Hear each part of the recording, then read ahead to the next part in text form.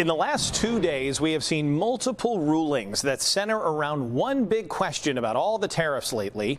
Are they even constitutional? President Trump has imposed most of the new tariffs based on a 1977 law that grants the president emergency powers. Trump says that things like fentanyl and the deficit are emergencies, and tariffs are a tool to fix those.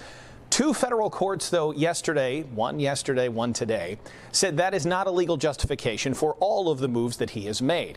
The U.S. Constitution gives primary tariff authority to Congress. So after those rulings, what changes? Right now, nothing at all. That's because at 2 o'clock just this afternoon, the U.S. Court of Appeals for the Federal Circuit agreed to hear the government's appeal.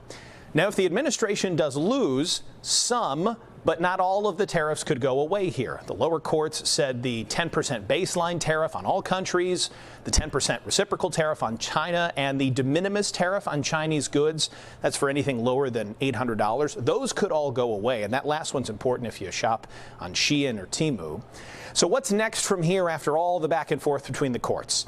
The court that's looking at it right now is going to make a ruling on if those tariffs are constitutional. And that court is the last step before the Supreme Court. And we've seen all the appeals lately. It's a safe bet at this point. Whichever side loses is going to file an appeal there to the Supreme Court. And that may have to decide if these tariffs can ultimately stay in place. All this back and forth that you've been feeling and we've been seeing has injected a fresh dose of uncertainty into the markets. The S&P 500, the Dow Jones, and the Nasdaq all had modest gains on the day.